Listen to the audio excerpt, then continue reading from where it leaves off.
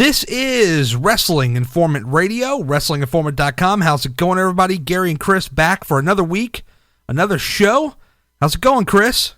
Going good, man. How you doing? I'm doing good. It's Wednesday, November the 5th, for the record, 2014. Before we get started, just as always, want to remind you we have a membership. This is just strictly something that if you like what we do, you want to support us.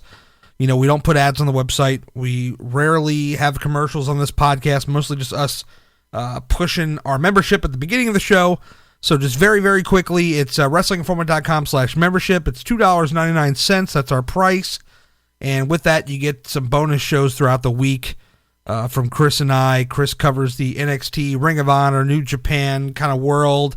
And I'll give you some news throughout the week and just some other items, usually a nice little Raw review of some of the, some of the in-depth stuff. And then also you got the Shoot Interview Archive dating back to 2007. Tons of interviews in there. So we encourage you guys to check it out. WrestlingInformant.com/membership.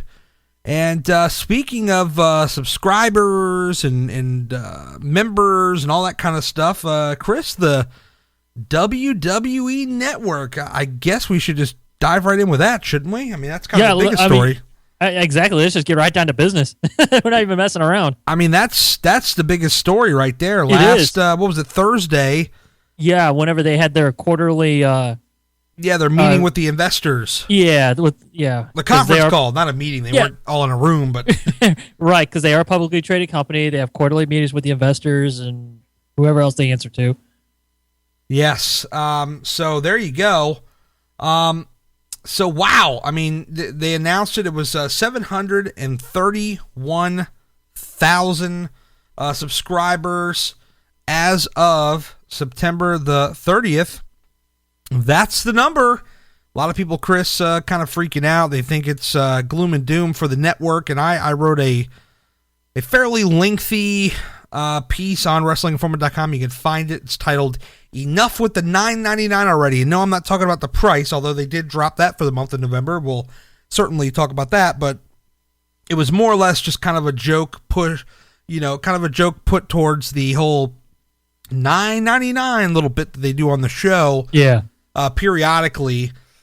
Just simply to say that, stop with that crap. That whole, you can see it for $9.99. The fact that you're beating that number into people's heads, I wrote that I feel like that's not pushed one single person to subscribe to the network. I actually went as far to say as I don't think that one single solitary person got one of those jokes of the whole thing of, well, yeah, you could see this for $9.99, and then they picked up their wallet, they picked up their laptop or what have you, and they just signed up. Like, I don't think that one person found that to be funny, clever, humorous, whatever word you want to use for it. I don't think they thought it was great at all, and I don't think that somebody joking about $9.99 got them to buy the network. I mean, I don't think that that's a far-fetched statement. I really think that not one person saw Triple H or Stephanie on Raw saying that and said, "Oh, well, that's clever. I should just sign up because it's only $9.99." No, and it's not even not even a good sales pitch either. It's not. Here's the thing. I mean, we'll get into the numbers and all that here shortly, but here's the thing. Why would anybody want to buy the network from people that you're supposed to hate? I mean, look, you got Triple H and Stephanie, and I mean, yeah, you've got kind of the unfunny Michael Cole, the kind of uncool dad, the embarrassing dad type Michael Cole who will throw in that little thing, and JBL and King do it too, but a lot of times you hear it from Triple H and Stephanie, usually in the opening segment when they come out and they talk for a long period of time. But I really don't think that heel authority figures should be selling me the network. Why would I want to buy it from somebody I don't like? I mean, that doesn't make any sense. No, it's weird. And it's more confusion. Yeah. It just adds to the confusion. It's like, okay, I'm supposed to hate these guys, but they want me to subscribe to the network. Okay, which side are they playing? Yeah, it's just I said that I thought what they should do is, and it's real simple, is these little commercials and stop with the guy sitting there watching it on his phone. You want to flash that in once in a while, fine. But here's the thing, Chris. There's a lot of people in this world that think that are wrestling fans that maybe they don't understand the technology, because not everybody, like you and I, we're tech guys, right? We got our phones, we got our tablets, our laptops, all that stuff. We do an internet Apple radio TV. show. Right. We got our Apple TVs, the whole deal. Right. We're podcasting, we got internet radio. I mean, we are on the brink of technology. We're all about it. Yep, but our finger is so strictly on the pulse. There you go. But there's a lot of people who are not like that. So when WWE shows a commercial of a guy holding his phone up, they think, oh, yeah, that's that thing you watch on your phone, right? Or you watch it on your computer. Oh, well, I don't want to sit there and watch a pay-per-view for 3 hours on my phone or my computer. Like, couldn't they get a commercial of, a family or, they're a PG thing. So get a family, get a guy and his dad, or, brother and sister, or whatever, family, whatever, and show them in front of a TV with a Roku or an Apple TV. And they're like, look, check this out. And they hit a button and it just comes right up. Right. Because that's how you and I watch it.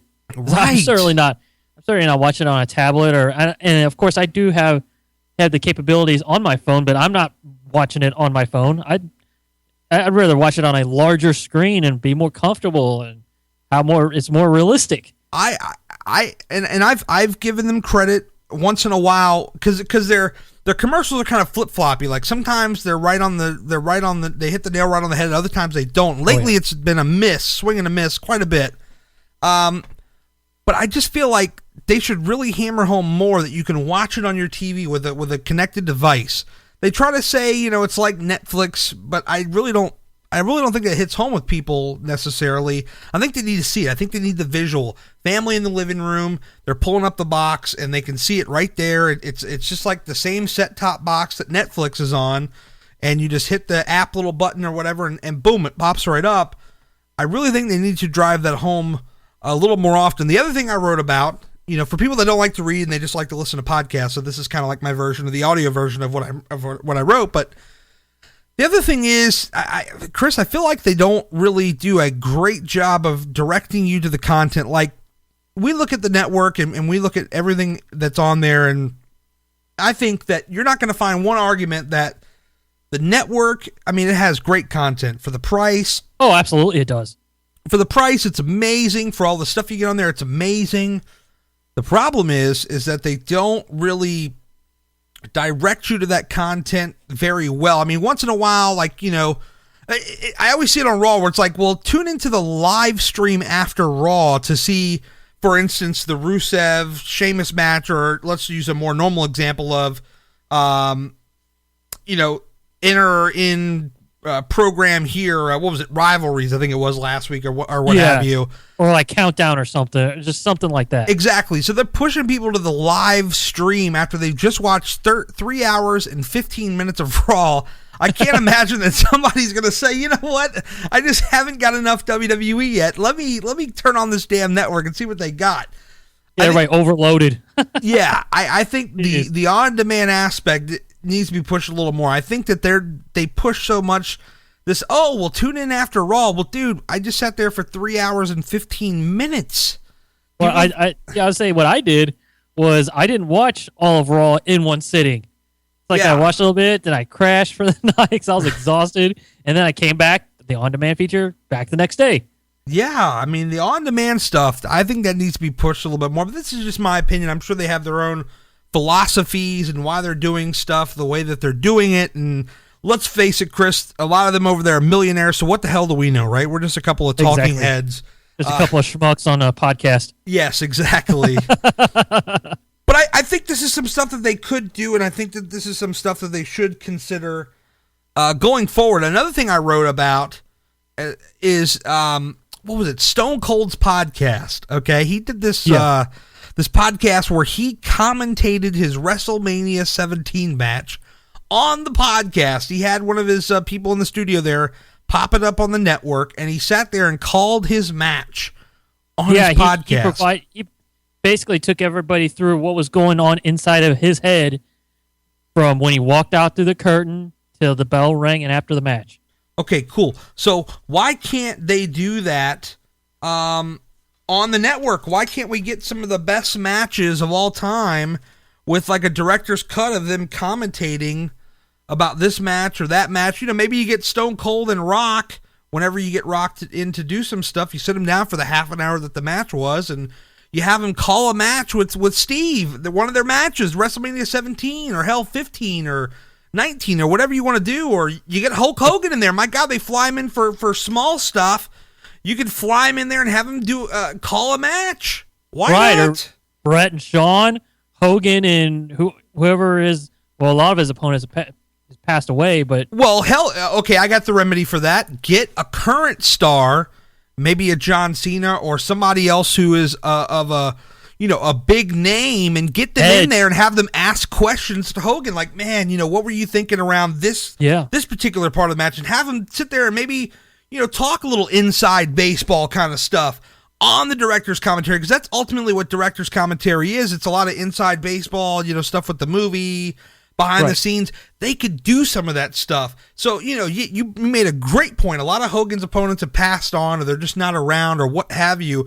You could easily get a current star in there with him. Right, or even Hogan has a memory bank. He remembers I'm sure he remembers vividly, here's where I was with Macho Man at 5, and here's where I was. You're going to need somebody to call it with him. I don't think he could just sit there for a half an hour. And I love you, Hulk, but I just don't see that happening, brother. So, brother.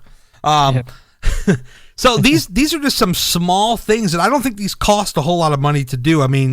If you're going to fly a guy to TV anyway, put a little headset on him. It takes, a half an hour, and have him sit there and just talk about the match. Do it like we do. We just do it live, Chris. We have a sheet in front of us that has bullet points of what we're going to talk about every week on the podcast. It does. I'm looking right at it myself. Exactly. So, and what do? We just hit record, and we start going. So why can't they just do something like that? They don't need to plan it out and script things out. Just let them, go off the cuff. Get Ric Flair in there, and he can call some of his old, NWA matches and stuff like that. My God, that would be amazing, wouldn't it? Oh, that'd be unreal, because I'd like to hear not just some of the WWE matches, but like the old NWA. Get Flair and Steamboat, Flair and Dusty. My God. Sting. Yes. There you go. It writes itself. My God. Because there's a lot of people that don't know, that maybe didn't follow WCW, that would love to get inside Sting's head in some of his matches. Exactly. That would be money. And you could think WrestleMania Rewind, as cool as that show was.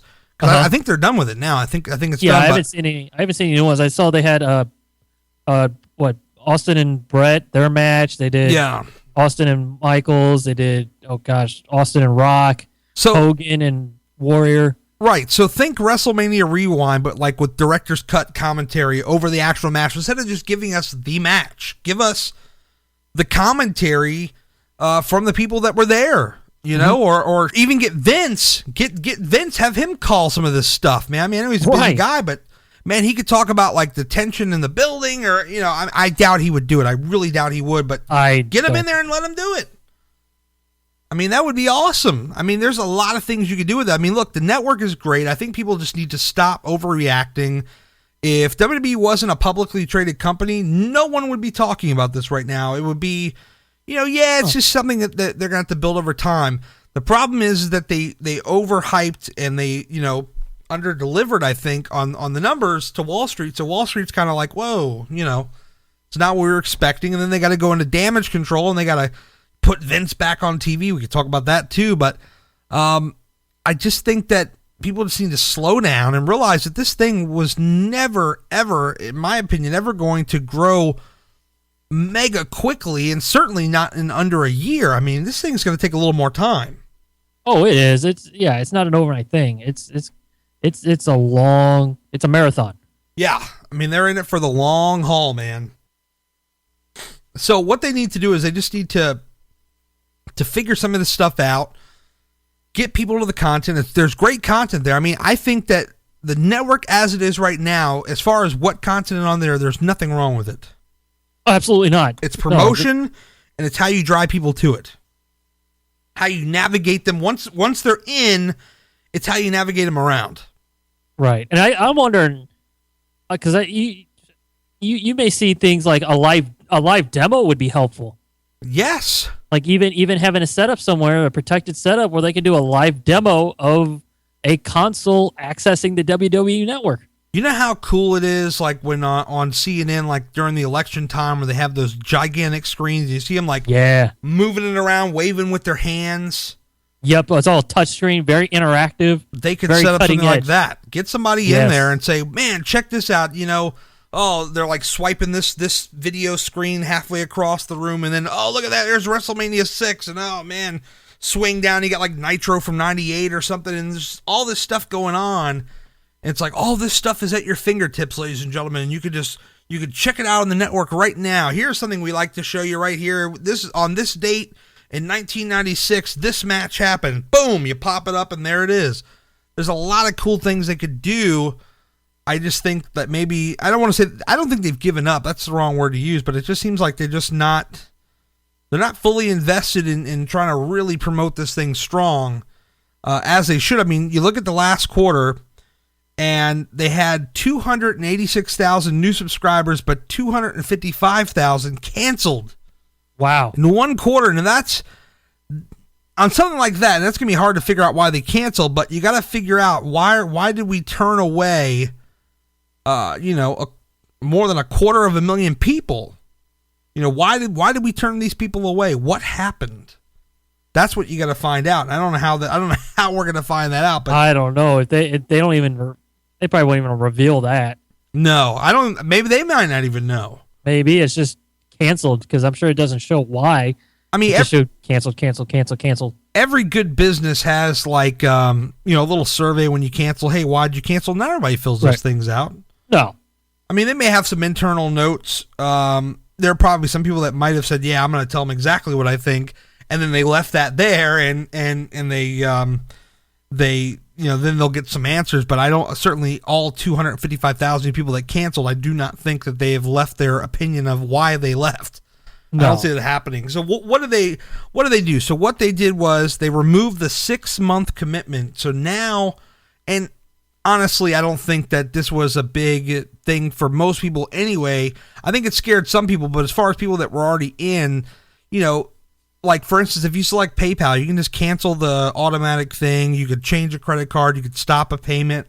So you're really not locked in for 6 months anyway. This is something they wanted to do early on just to get people in and make sure that they were, sticking around for 6 months. But now they've taken this commitment away, Chris, and now you can cancel literally anytime you want. Do you know what that means? What does that mean? What it means is that now they have to work harder to keep people locked in every single month. Because guess what? If they put out a quote-unquote, as some people like to call it on the internet, a Sunday Night Raw, if you will, people are going to cancel. Oh, yeah. They're going to bail out the back door. There's not enough content you can put on the network to keep them. Because I was on minute one. It's like as soon as it launched. Actually, I get in 5 minutes early. Yeah. Before it even launched, and got my subscription, and I will stick with it. I'm not going to bail. No, I'm not going. I mean, obviously, this is what we do. Right. Well, even if we weren't, I still wouldn't, because I do enjoy a lot of the content. Some of it I can do without, because this is not appealing to me. But they got a lot of content. Yeah, and I mean, it is so overwhelming. For me, it's like, all right, well, it's only $9.99. I don't make a lot of money. I don't have the greatest job on earth, but $9.99 is not going to make or break me. So for me, being a wrestling fan, let's take away, running the website and all that. Being the wrestling fan, I would have kept it around anyway, but there are some people, Chris, that will want to set an example, that will want to make a point that, if some show, like well, let's not say Survivor Series because that's going to be free, but let's take TLC. I mean, if that sucks, people, well, then again, no, they're not going to cancel because Royal Rumble's coming up. But right. Okay, let's say like next May or something, right? Right. And whatever pay-per-view that is, if it sucks, people are going to drop out, and they're going to drop like flies. Right, because there's no big pay-per-view after WrestleMania before SummerSlam. Right, so they have more of an incentive, more now than ever, to make sure that they're putting their best foot forward and they're delivering compelling storylines to keep people hooked in. Because if they don't, people are just they're gonna pick and choose. We're gonna see probably when we look at these quarterly numbers every couple of months, it's probably gonna be, well, January to April, big spike. WrestleMania.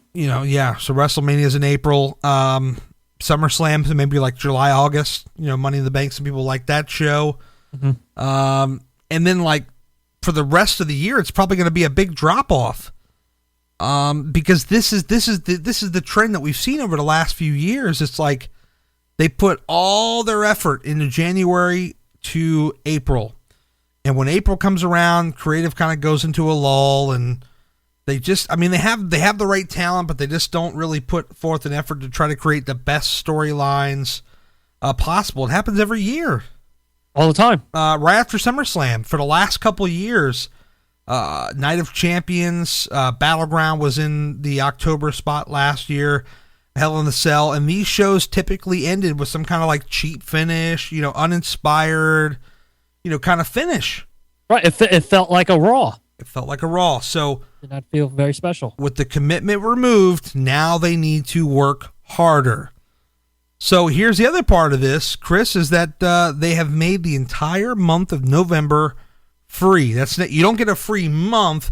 You just get the month of November free. So if you sign up on the 15th, you're only getting the 15th through the 30th or whatever the last day of November is. So if you want it free, you better act now. It's not completely without catches, Chris, because they do put like a authorization hold. We had some listeners of this show reach out to us and say, well, it's not completely free. They're actually putting a credit card hold on your account. But they're not actually charging. But that's the whole thing about a credit card hold, is that it's still a hold. You still can't use that money. Right. That money is locked up into this. Yeah. So basically, it's a free month, and it includes Survivor Series. This is the first time that a pay-per-view has ever been given away for free, ever. This whole thing was interesting, because I remember seeing Vince McMahon. It totally shocked me. It's like, you're giving away a pay-per-view, giving it away. Yes, he is. Yes, he is. And that tells me that they're in holy crap mode. They're in case of emergency, break glass here. That's That's how they feel right now. They're breaking the glass. This is the emergency ripcord. This isn't the regular ripcord. This is the emergency one, in case the first one doesn't pull. Yeah, that's what this is. Whenever they get in trouble, like in ratings, what's the first thing they do? They bring Vince McMahon back on TV. Oh, yeah. So for the network stuff, they brought him back on TV. So again, it's just, the network is a great value. There's a lot of cool stuff on there. Just stop with the cornball $9.99. Stop with that. Improve the ads a little bit. If you're going to have any wrestlers talking about it, have people that we actually like. That's a great idea. It's a damn good start. Visionary. Yes, and get people in the door. And let's face it, Chris, I mean, with this free month, they need to blow people away. And when I say blow people away, they need to blow people away, especially with Survivor Series. They better have a hell of a hook coming out of that show to keep people locked in. And that's, and especially with this commitment removed and cancel anytime, they really got to step it up. Yeah. I mean, not just for this month, but moving forward, step it up. They need like a hot angle to close out this month, probably at Survivor Series. So that's why I think this whole stipulation about the Authority will be removed from power, even though I don't have faith for them to actually do something at the end of Survivor Series. They'll probably wait for Raw to do it, but of course. Build up to the Raw, not the pay-per-view. Yes, of course. Yeah, right. Why would you do any different? So they need something hot, and I think that's what this is. And we can talk a little bit about the whole Team Cena, Team Authority thing here as we go through the show. But to close out the network talk, another elephant in the room, if you will, the UK. Chris, what'd you hear about the UK? Wasn't it supposed to launch at the beginning of the month? Supposed to launch Monday. Oh, and what happened? That didn't happen. No, it did not. And I denied. I feel terrible for the UK is horrible people. Because I know we have some listeners in the UK that listen to this show, and I know there's some quite people, a few. Yeah, they were very excited, hoping to get the WWE Network finally, instead of having to go through some, let's just say, crafty ways of viewing it. I'll just leave it at that. And of course, they didn't get their official launch. No, they pulled the plug at the last minute. If we'll put on our speculation caps for a moment, it probably has something to do with Sky Sports, because I think they have a pretty lucrative deal in place with them. They do. They've been they've had financial doings going back for a long time. Yeah, I mean they've been involved with Sky, for quite a while. So if I had to put any money on it, I would say that's probably what held up the deal. Although this is the thing, when you're running a business like this, and you're WWE, it's not like you're just some mom and pop shop. It's not like you're just some small time guys like us. We have a little membership. We have a little business that we do. You're talking about a global brand like WWE, and for you to say, well, we're going to, launch on this date at this time, and then like 5 minutes before, nope, we're not launching. We're delayed until further notice. Ooh, that's shady, man. That's bad. It doesn't look good on a company to do that. Man, it seems like they try to take 2 steps forward and then they have taken 3 steps back. Yeah, I mean, Vince McMahon, they gave a video message to the fans in the UK on their website, and Vince McMahon just basically said, "We appreciate your patience as we work through the details of the rollout and potential partnerships." But then they pulled the video, Chris. They put the video up on their website for the UK audience, and then they pulled it for some reason. That's weird. Unless they were getting pressure. Something's up there. Something's not right. Something's fishy. Yeah. So basically, and it's not good. No. Basically, I think they're going to be talking to Sky Sports. Don't be surprised if maybe we see something like they have in Canada. Although a lot of people in Canada, from what I've talked to, they don't like that whole thing up in Canada because they don't get the internet over the top stuff. It's just whatever's on their cable box, and there's like not even it's like a fraction of what is actually on the over the top network. So, I mean, people in Canada, some people are subscribing to it, but people don't like it. And not everybody not everybody's tech savvy. Not everybody knows how to mask the IP and make it look like you're in the U.S. There's a little bit of stuff you have to do to kind of go around that, which, I'm not even up on of how to do that. We've had people tweeting us, at PW Informant saying, when we announced on our Twitter the news of the network being delayed, who cares? I've been watching it since WrestleMania, blah, blah, blah, blah, blah. Yeah. So there is ways around it if you're tech savvy enough. You can figure it out. Crafty ways. There are crafty ways to circumvent. Yes. Just Google it. I'm sure you can find many things, although I must say we do not endorse or recommend or for any of our audience to do that, but just, we'd be fools if we didn't at least point out the obvious thing that, yes, it can be done. So that's the UK thing. People in the UK are pissed, rightfully so. They're actually over in the UK now, and there was people tweeting like photos that the WWE had like put tape over the network logo on the ring apron, and they showed the video of Vince, and he got booed out of the building or something. It's just crazy. Absolutely crazy, Chris. That is insane. Yeah. So they know that they're under fire. What a terrible time to go to the UK. Like, I bet we don't see many network mentions, because next week's Raw is going to be in the UK. I guarantee, unless it's Michael Cole on the mic, on the, just for that weekend here, not the actual audience, I guarantee you there's not going to be any, check out the network for free. You're not going to be hearing any of that free, over the loudspeaker. No $9.99.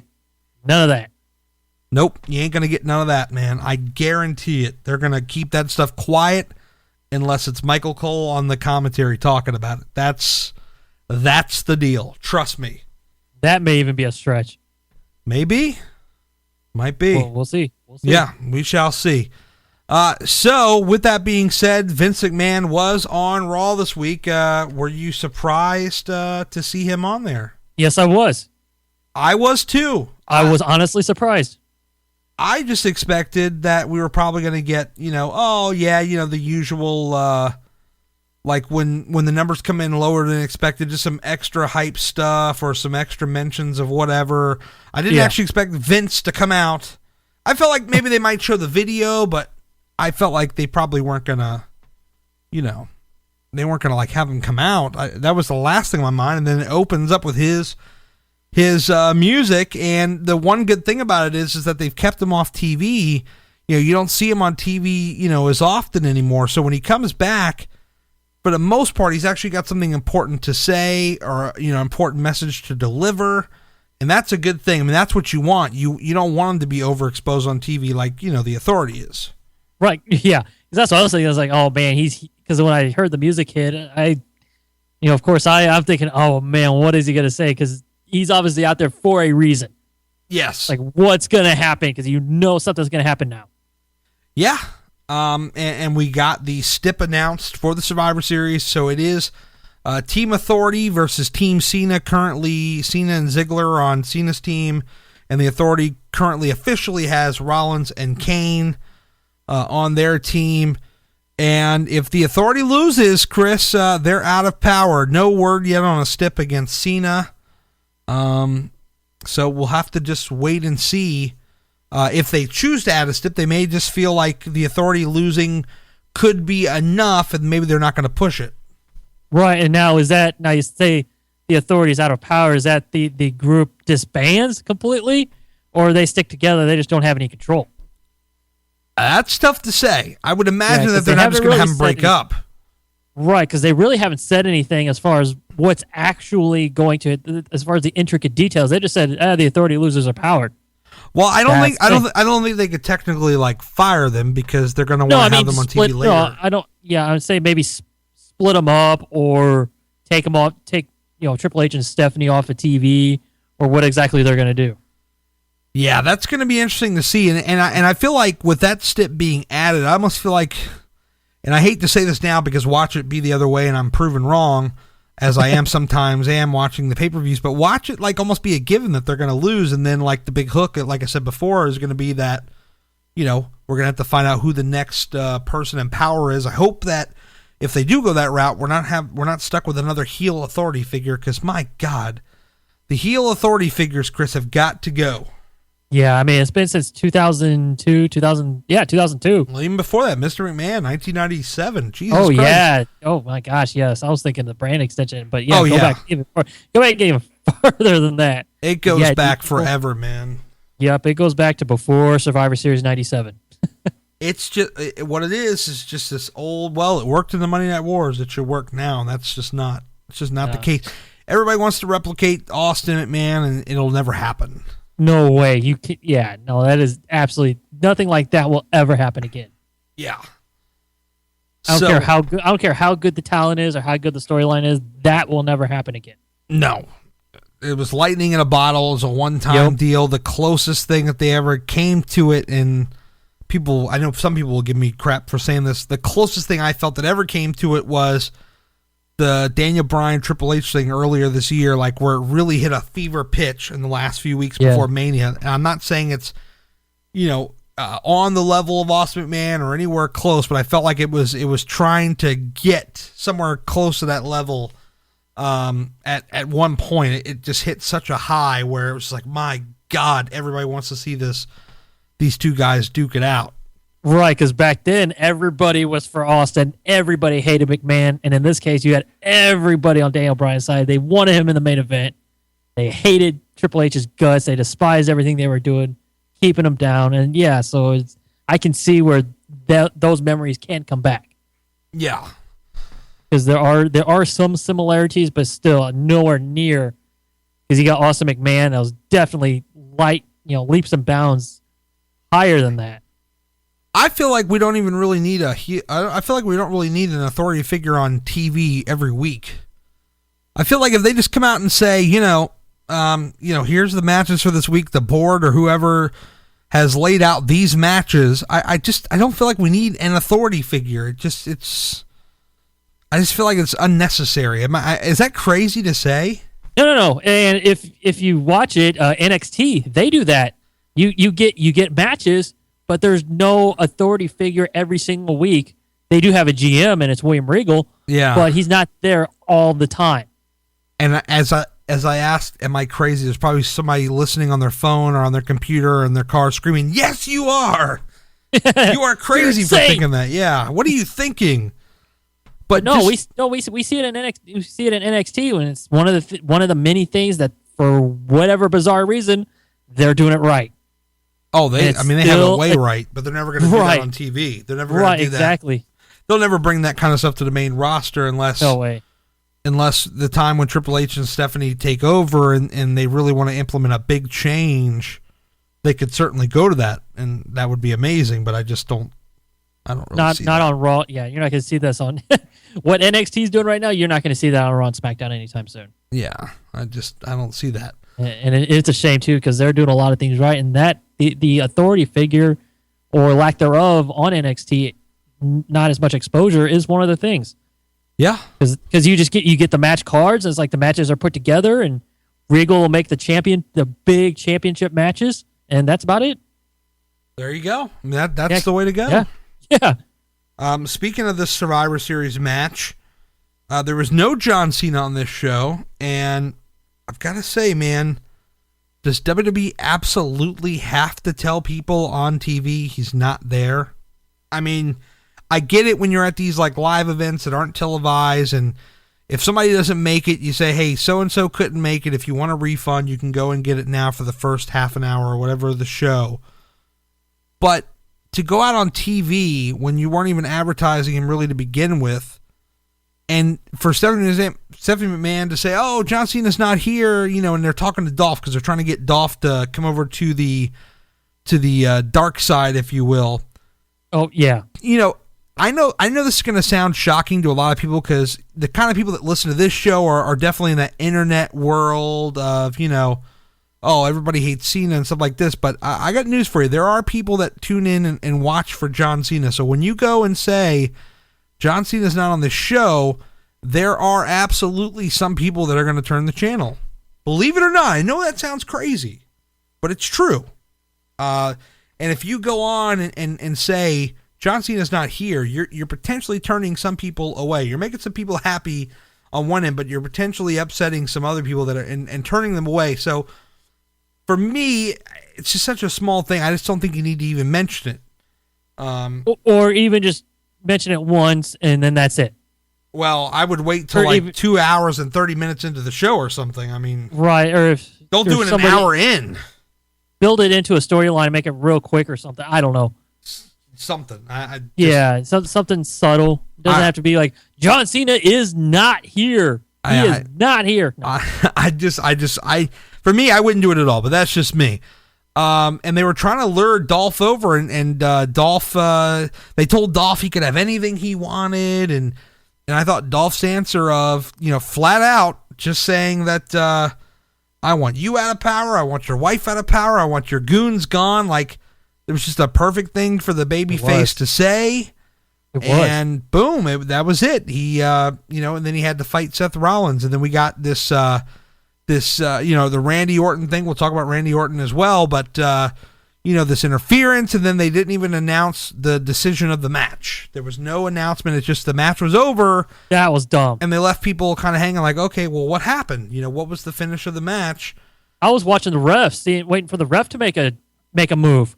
It's like he just standing there with his arms out. He's like, yeah, just make a decision. It just makes it. It just makes it unimportant when you leave the match results hanging like that. It's like, oh well, that match didn't matter.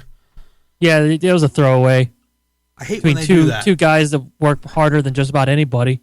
And they were having a pretty decent match up until then. I mean, I thought it was fine. Oh, they were. Well, you got two guys that know what they're. Obviously they know what they're doing, and they're great at it. Yeah. Those are the guys that you want to see. You want to see those guys. But we got Rollins pulling double duty because he had a match with Randy Orton, which was also pretty damn good. And you've got the whole thing of Randy wanted the match. They Triple H felt he said basically, well, maybe we'll let them get it out of their system, and then everything will be good. And you'll shake Rollins' hand, and after Rollins won, he shook everybody's hand but Rollins, and he got in his face, and they had this little thing, and it was this whole thing at the end where Orton kind of took just about everybody out, but then they got the best of him, and they basically wrote him off TV because he's doing the Condemned Part 2 here pretty soon. Yep. So I think when he comes back, and I would imagine if he's available in time, he'll probably be at Survivor Series on Team Cena. I would think. You would think, especially considering it's in his and my hometown. It's crazy to think that you're not going to go to the show. we need live correspondence, man. Come on. Go to the show. You got money. I know you got money. I got. There you go. Yep, you know it. So, so go to that damn show and give us some live coverage. All right. But you know damn well Randy Orton's gonna probably be there. Got to be there. And yeah, I mean it's his hometown. Why wouldn't he be there? So right, and it's an integral part of this particular match. It's an integral part of this angle. It's like, whose side was he on? Is he still gonna be on the Authority side? Is he gonna come back to take out the Authority? Well, yeah, that's what I think. And think about it like this. So they've done this perfectly now. If it goes this way, he returns in St. Louis. That crowd's going to go nuts. Right. A reaction that Orton has not gotten quite some time before this whole thing with Rollins came up. Not in a long time. So wow, man. I mean, that could be something. And Randy Orton as a baby face, I'm opening up to that. I've always preferred him as a heel, but when he's kind of just being talked down to by the Authority, the last year of Randy Orton as a heel, I'm not been a big into that. But any other time Randy Orton's been a heel, I thought it's been pretty good. It's just this most recent run where they kind of really didn't let him be him. So maybe now as a babyface, they can let him be him.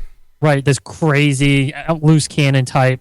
Oh yeah, just going nuts, breaking into Triple H's house and all this stuff. Yeah, a la Brian Pillman. And we've said this on the show before, but how good, man, is Seth Rollins? I mean, I said this on the members, WrestlingInformant.com/membership, sign up, $2.99. I said this, and I wanted to say this here, to the bigger audience, and that is that I feel like, out of all the heels in the last, let's say 10 years, because this era's kind of there's not been a whole lot to pick from. But I really feel like Seth Rollins is probably the best heel I've seen since like Edge, like 2006, 2007, that era. Right, like right when he won the title. Yeah, I think Rollins is the best thing since Edge, and wow. I feel like fans could go either way on that. I mean, I'm either going to get some really angry tweets or I'm going to get some really like, wow, you really hit the nail on the head. And actually, Chris, is a great time to mention this. I'm just going to sneak this in. Not awkward at all, but we're doing a soft launch of our new forums. We mentioned this a few weeks ago. We did, and there is a link live right now. Now we haven't done the full launch yet, and Chris, you didn't even know about this. That's how much of a surprise this is right now. But very sneaky. WrestlingInformant.com/forums. You got to sign up. It's free. But it's just so we can keep all the spam and all that kind of stuff out. But, go in there, talk about this whole thing that we're talking about now. Talk about whatever you want. But get in there and let's start talking some wrestling. WrestlingInformant.com/forums. Let's build a nice little community here, because I got to be honest with you. We've been seeing, our audience has been growing week after week, and we do appreciate everybody who's been listening. Each and every person that listens, we appreciate you. And if you're as passionate as we are about wrestling, and we think that you are, especially if you're listening to this show, come over and talk some wrestling with us when we're not on the podcast and are at our new forums. And we're going to do a big launch for this in a few weeks, where we're actually going to start putting it out everywhere. But I just want to kind of do a soft launch to our podcast audience, as I've seen that it's grown, and we do really appreciate that. So, right, and there are people that are really heavy into posting in forums. Yes. That group, that demographic is out there, and we encourage that. Yes, so sign up. You can ask us questions. You can start your own threads and talk about whatever you want to talk about. Just anything. Jump in. Like I said, you got to register. It's to keep the spam people out. It's free. Costs you nothing. It's not like the membership, which I don't even want to talk down to the membership like it's some bad thing, but it's Michael free. Cole. Yeah, exactly. All right, back to wrestling. So I really think that Seth Rollins is the best thing since Edge. I think he's got a bright future ahead in terms of a heel. I really like what he's doing, man. I really do. Yeah, he's definitely, I will agree with you. He's definitely one of the bright spots of watching the show. I actually look forward to watching his stuff, whether it's a microphone or in the ring.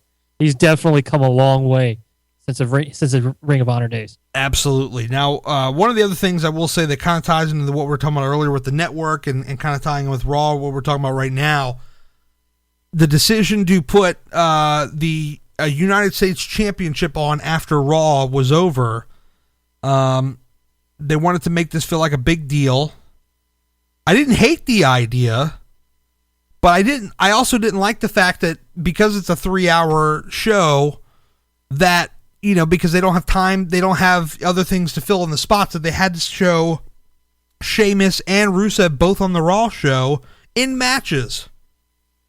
Like, do we really need that? And then them fighting on the network? Like, I mean, promos, yes, absolutely. Get them on, have them talk up the network special. But, and look, the U.S. title is just like the IC title. It's pretty damn damaged. Normally the champions lose on TV more often than not. Finally, we have a champion that I feel won't be losing on TV every week in Rusev. Not this guy. Yep. But protect the guys and, have them hyping up that, look, man, the only way you're going to see this is on the network. It's totally free. Just sign up and watch us on the network fighting after Raw. But, Sheamus is not the most exciting wrestler. So for you to put him out there in a match on Raw being not exciting, does that really entice anybody to want to say, yeah, I'm going to stay up past Raw and watch Sheamus fight Rusev? I just don't think that that's a good selling point.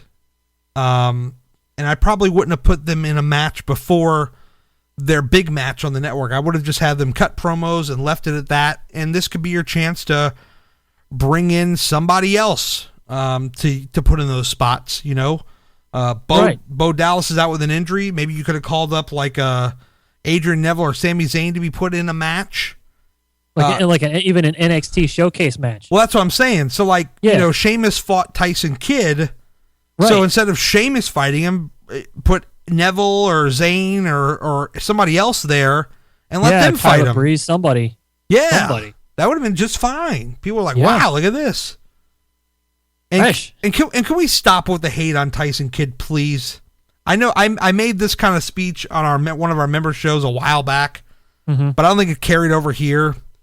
Everybody kind of just doesn't like him because he's the husband of Natty Neidhart and she's on Total Divas and therefore he's on Total Divas. So people don't like him or people don't like him because, he was in the match with Zayn and Neville and all these guys. Are we forgetting Tyson Kidd, how good this guy is? Oh, he's really good. He is really good. He is a hell of a talent, man. People need to lighten up on this guy. Give this guy a break, man. He's awesome. Are you kidding me? I tell you what, I make sure to watch the matches he's in. Because even though he was working with Sheamus, who's been pretty much a dud lately, he was able to at least get some stuff in and made him look really good. And they've got him with this new heel thing. I mean, my God, dude, he's great, man. People leave him alone. Give the guy a break.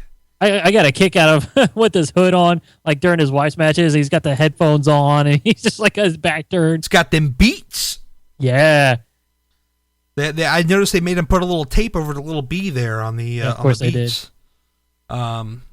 This past Monday. But anyway, lighten up with the Tyson Kidd, man. I really like this guy. I really do.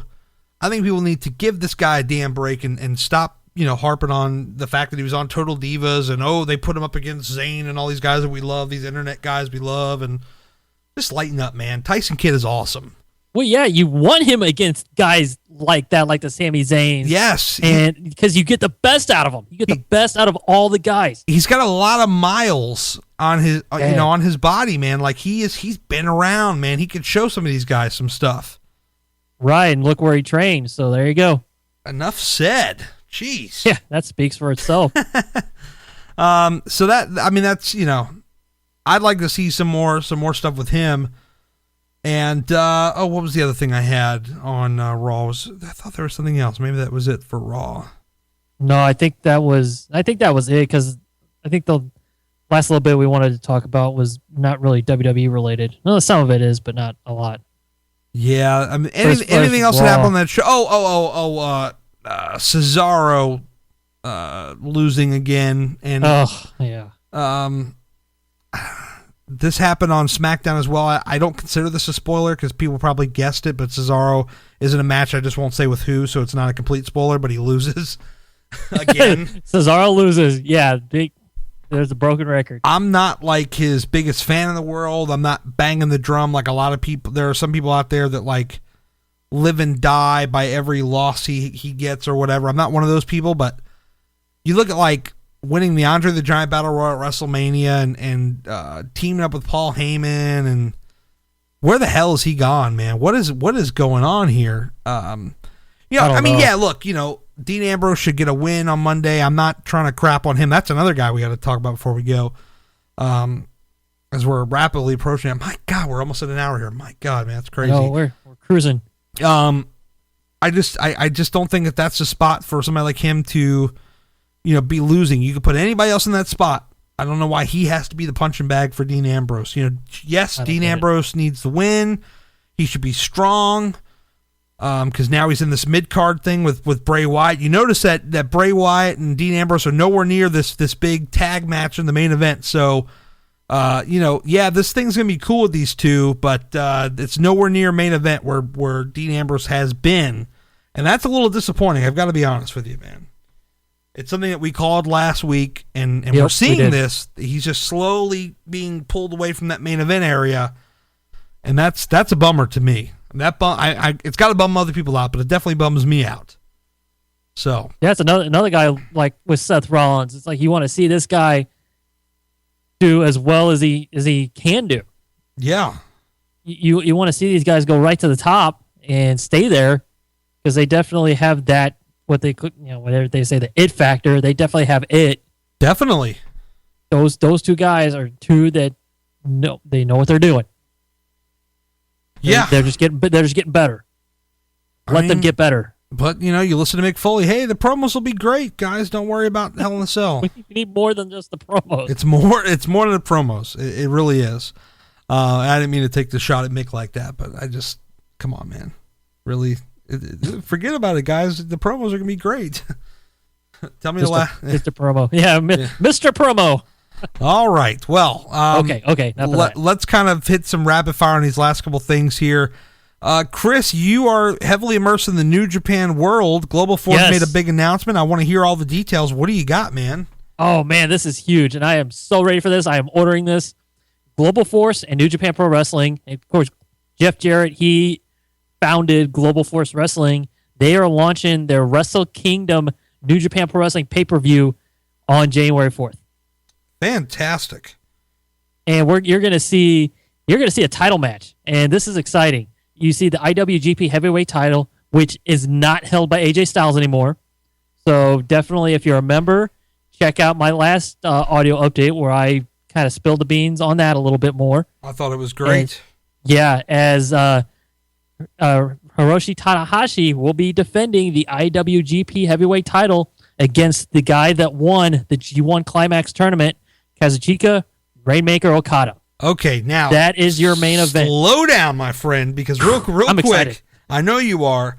For people that aren't immersed in this world like you are, I mean, for people like me that need it dumbed down a little bit, tell us the importance of these two guys.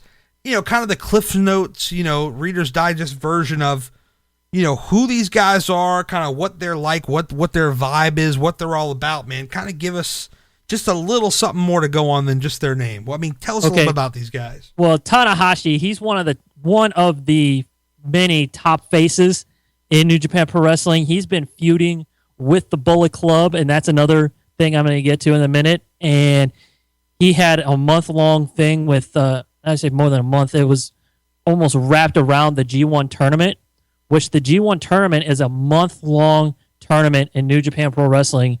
And basically, the winner can choose whenever they want to face the World Heavyweight Champion. Okay. Almost like a Money in the Bank type of thing. Gotcha. So you can understand that. But the G1, these guys go for a month. It is a month-long tournament. But these guys as characters, I mean, are they like somebody else that we're familiar with, or are they kind of just different on their own deal? They're pretty unique. But if there's the wrestler that you can rally behind as the good guy to overcome the bad guys, yes, that would be Hiroshi Tanahashi. Okay, great. He's the guy he's the real good guy that you want him to win, you want him to succeed, you want him to beat the bad guys, and he did just that and became the World Heavyweight Champion in New Japan Pro Wrestling. There you go. And then on the flip side of that, Okada, he's another guy like that They built the company around a real strong face, very, very popular guy. Definitely gets a lot of main event matches right up there at the top of the card every month, every week. And this is going to be a really exciting match. There you have it, folks. And it's going to be on January the 4th. You can either watch it at 2 a.m. on Sunday mornings. Maybe you're out all night Saturday. Maybe you can't sleep and you just say, man, I should just watch this pay-per-view at 2 a.m. You can do that. Or you can wait until the more traditional time and watch it on a delay at 7 p.m. on Sunday, January the 4th. Chris, are you going to opt for the 2 a.m. or the 7 p.m.? Probably the 7 p.m. Probably the 7 p.m. Now this is where I have to one-up you. I have to somehow stay up and watch the 2 a.m. one. So I can pass all before you. Right, yeah. That's going to be interesting. And I mentioned this also before, but I should say this here. The price should be no higher than like $25. It really they've not announced the price yet, but New Japan is a hot product and they're gonna have more eyes than ever. So I think you want to make it to where you don't turn people off. You don't want to make it too high. I think 20 to 25 is a fair price. It's got to be a little higher than their iPay-per-views. Yes, just a little bit higher, just a little bit. And I just want to say the other reason you got to tune in, and this is one aspect that I am very much involved with, very much a fan of. I love these guys. Check out the Bullet Club. Yeah.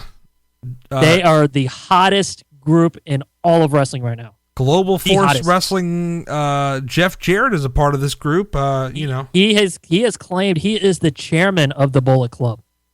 There you go.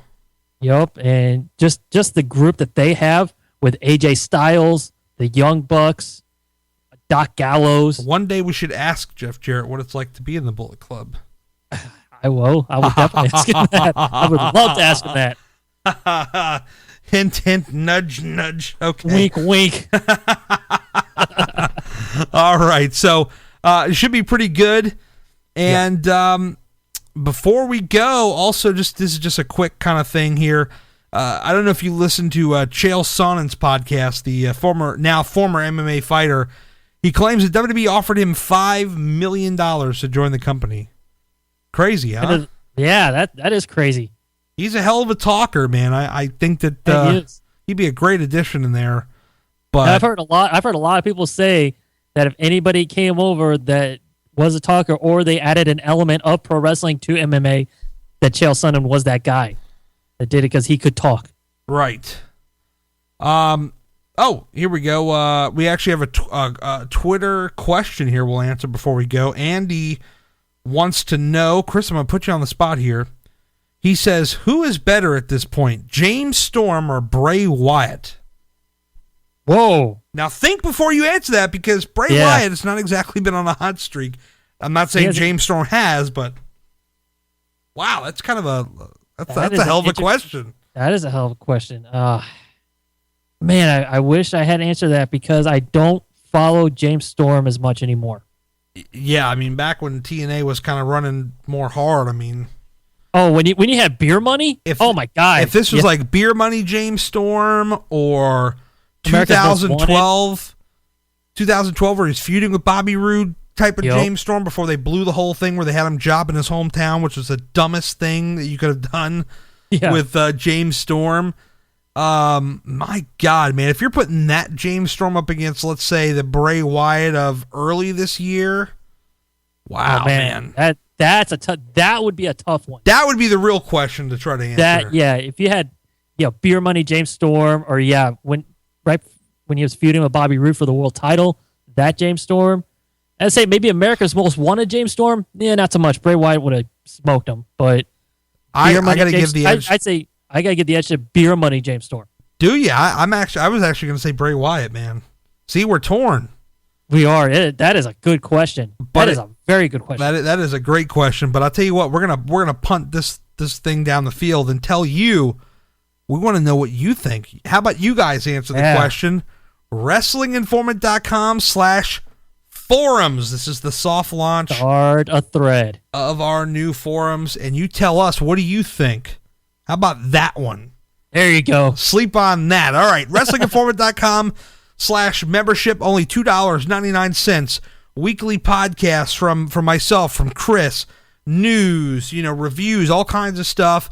Shoot interview archive dating back to 2007. Check it out. If it's not for you, you can cancel anytime. We never made you do a 6-month commitment. How about that, WWE? Yep. Follow us on Twitter at PW Informant. And again, thank you guys so very much for your support of our podcast. We do appreciate all the new listeners and all the people that have checked us out since day one.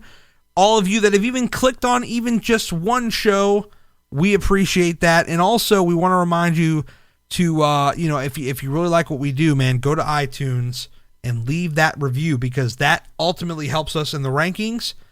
And if you think we're doing a good job, you should let other people know, because then once you rank it higher for us, iTunes will then start telling other people. How about that one? There you go. All right. Well, I'm at Gary Cantrell. Chris, where can they find you?